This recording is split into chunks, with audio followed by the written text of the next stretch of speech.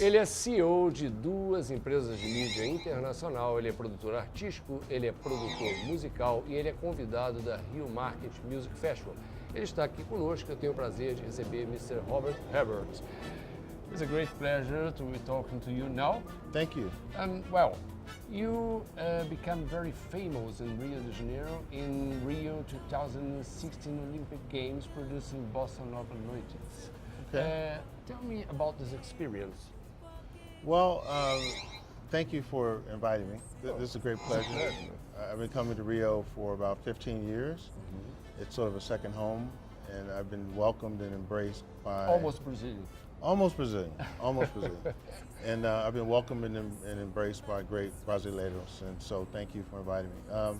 Well, my company in the U.S. is ITIS Next Gen, and one of our music companies is Legacy and Alchemy, which is a new company. It's a new project. It's a new project. It was created to focus on legacy, the great legacy music cultures in the world, starting with Brazil music culture, which is very important to me. And what we're doing is working on this big project with great Brazilian artists, music artists, in collaboration with American artists. And as part of that, we launched a Bossa Nova Noites project, which is both a festival.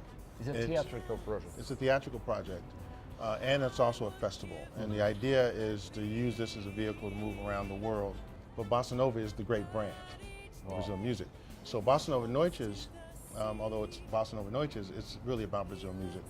And so during the Olympics, we had the opportunity to make our first major steps with the Legacy and Alchemy project with the Bossa Nova Noites Festival. We did performances at Olympic houses, France, Germany, Japan, the United States. And also, we also had the opportunity to perform on the NBC Today show, presenting great Brazil music, Bossa Nova and Samba and MPB. And have a mix synergy of Brazilian and American music. Yeah, we were talking about this earlier. It's sort of like when people say, well, it's Bossa Nova, I said, well, it's Bossa Nova mixed with American funk. Mm-hmm. It's MPB mixed with American funk. Yeah, it's Samba mixed with American funk. It's Brazilian jazz mixed with American funk. So it's sort of American MPB, you know? Yeah. But it works. It works. And I heard you form a fantastic musicians team. All of them are Brazilians. Yeah, for the most part. I mean, on the project we worked on, we have a core group of musicians, the best musicians in Brazil. People like Artur Maia, Teo Lima, Armando Massal, Ricardo Silveira, Marcelo Martins, Jesse Sodoc, Patina Sahinha, Max Viana, Paulo Colaçans. Some of them is very famous. Yeah, I mean, they are, I mean, if you can imagine having all of them in a band that both recorded the music with us. We recorded 23 songs. But in addition to those artists, we work with the Teatro Municipal Orchestra. We work with Orchestra Atlantica, which is a great horn section that Marcelo and Jesse created. And all of them have an experience moving internationally. They not only work with the great Brazilian stars like Javon and Devon Lins and Marcos Valle and others, they work and have a synergia with American musicians. So we had some great American musicians involved, like Larry Williams, who worked for years with Al Jarreau and with Quincy Jones, and Chris Walker, and Charles Floyd, the great conductor. But in addition to that, which I think people will hear more about, is that we had over a dozen major stars involved with us, like Yvonne Lins.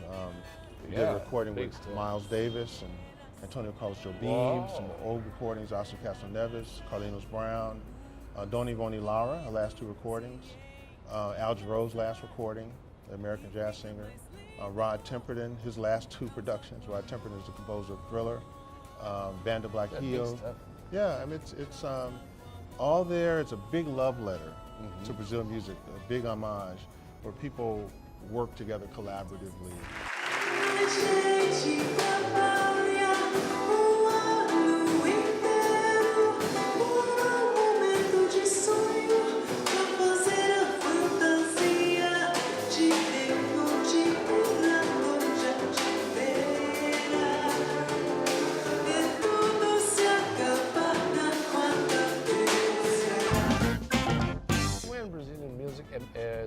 Made part of your life? There's this great story, I think it's a great story, This is a story that's Of important course, to it's me. a great story. Because that we are here. About 10 years ago, so I'm a huge fan of Sade, you know, the British singer. And when she made her first album, she got together with a British producer. And he said, okay, and they were amateurs, they were young. And she was a background singer. And so his name is Robin Miller. And Robin said, well, Sade, what do you like? And she said, well, I like American soul. The guys in the band like Brazilian jazz and Latin jazz. And he said, well, because you don't think of Sade as an American soul singer, you don't think of the band as a Brazilian jazz band. So what he did is he created this mix of style. And Bossa Nova is a kind of Euro Brazilian bossa. jazz. Well, they created Euro bossa. You know, Sade and Basha is Euro bossa. And that always had an influence on me because it's very sophisticated music with the harmonies and rhythms and melodies. And so I've always had this vision of doing something with a mix of Brazilian music and American music. And so about 10 years ago, I was in Brazil working on another project, and I was coming down an elevator listening to this incredible track we had done with these American jazz musicians. I said, this is getting close to that vision I have.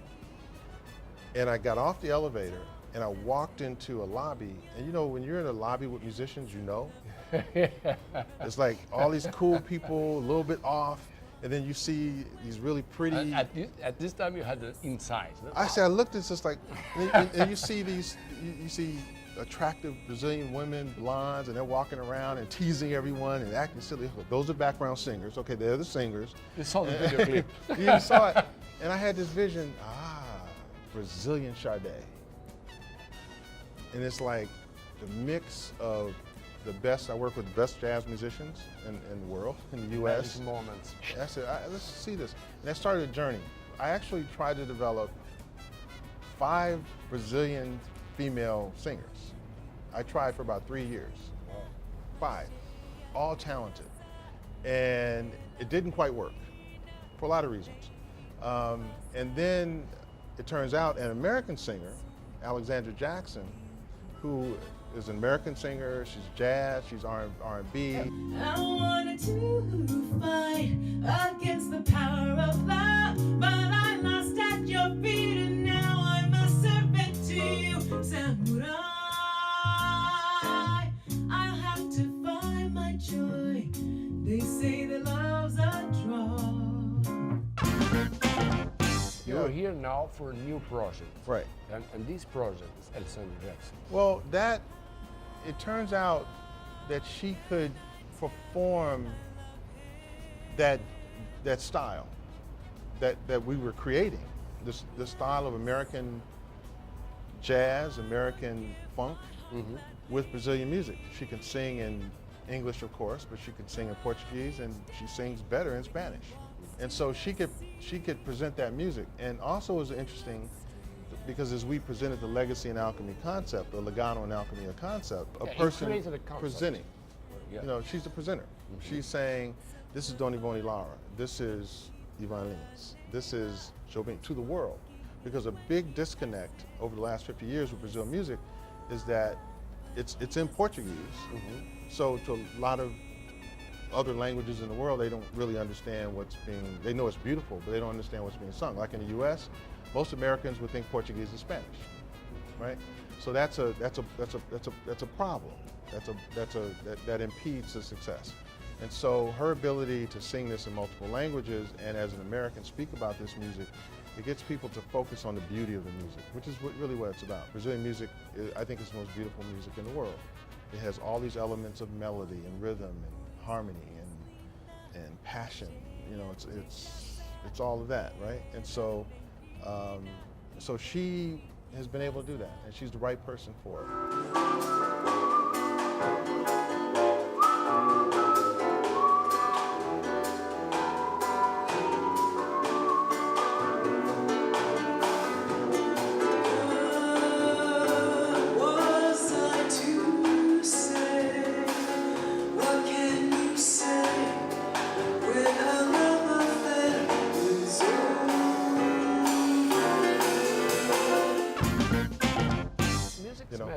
Because that is very funny. The American people don't accept the cinema in Portuguese. It's difficult. But music, they accept and like. You know, most mainstream, the mainstream American audience doesn't necessarily accept foreign films because of the language. The thing is about Bossa Nova is that in the 60s, Bossa Nova was the most popular music in the world. It wasn't Brazilian music. I mean, Bossa Nova, 1965, The Girl from Ipanema was the Grammy Record of the Year. The album it came from was the Album of the Year. There was a year where there were 3 Brazilian artists in the same year nominated for Best New Artist, you know, Tom Jobim, et cetera. And then there was a period in the 60s where the biggest artists in the world, Frank Sinatra, Ella Fitzgerald, and others, you know, were doing Brazilian music. It was the thing, and it was prematurely impeded because of the British invasion with the Beatles in 1965. So Brazilian music was here, then music changed with the Beatles and Rolling Stones and all of that, where music influenced by Chicago blues. Your land. It's kind of interesting. So it was this really sort of convergence and then a separation. And so since then, Brazilian music is not as popular in the world, but it's no less important. When he moves, it's like a summer that swings so cool and sways so gentle. When he passes each girl, he passes goes. Tell me about the music in Chicago. Well, that's my hometown. Chicago is the blues. It's and what that means, blues music. People of African descent. I'm African American or Black American. You know, Africans were brought to the United States in slavery many years, hundreds of years ago, to the southern part of the country. And train lines were created, you know, from the southern states that went east, west, north, and due north, you know, directly north. And one of the train lines that went directly north went through Memphis, Tennessee, which, you know, think about Memphis, all of the great music of Memphis, the blues, to Chicago, and then to Detroit. So when you think about great Chicago, you know, great music of R&B music, soul, jazz, gospel, R&B, it was Memphis, Chicago, Detroit with Motown. But Chicago was like all of these great musicians and families from Mississippi stopped, and they brought the blues from the southern plantations, right? My family's from Mississippi. So it's in the DNA of the people. You know, it's just like being from the South. I'm from Chicago. I was born and raised in Chicago, but my DNA, my family's from Mississippi. I'm just a country boy from the deep South side of Chicago. But it's like that with Brazil music. The DNA of Brazilians and Brasileiros is samba. I mean, I'm not Brazilian, but I think that's right. You have it in the blood. It's in the blood. And I talked to Paulo Jobim, the filio of Tom Jobim. He says, you know, people think Bossa Nova is jazz. He said, and Tom Jobim, his father, Antonio Carlos Jobim, the maestro, great maestro, would say, no, Bossa Nova is samba. Yeah, it was origin is samba. Yeah. So it's in the DNA. And so Chicago, you think about being from Chicago, Chicago is the blues, man. And the blues, and as it mixed with gospel and jazz, and which came soul and came rock and roll. I'm to curious the to world. go there. You know, yeah. Don't go in February, it's very cold. You know. Winter frio. But after Alexandra Jackson, you have other projects here? Well, you know, I appreciate you asking me that, and yes, but after Alexandra Jackson is a big after, because this is a huge project. I mean, we're going to start in November with releasing Dona Ivone Lara's last recording. Wow. Yeah, and also eventually Girl from Ipanema. Short tour at Tristeza, recorded for the first time in English, which was a song written by Oscar Castro-Neves in 1956, the second Bossa Nova song. And then there's another Dona Ivone Lara song, which we'll release at Carnival in February, which she wrote with Caetano Veloso. She's performing on this music, and it's a very worthwhile thing to do. Now, to answer your question, working with that dream team of musicians that I talked about, who are all producers, there's some incredible projects that we want to do, that we feel compelled to do, that relate to Brazil music. It's going to be very good food. And international music. So we're going to be doing this for a while. My big vision, I feel, I want to tell the story of Chicago. It has not really been told, you know. Man, I'm very grateful for this interview. Thank you. And now I'm sure you are almost Brazilian. And I have to say thank you for love my hometown like that. De nada. Thank you, Robert. De nada. Thank you. Thank you, Robert. Bem, vocês acabaram de conhecer Robert Hebert, esse produtor musical maravilhoso, e a gente continua aqui no Área Vip.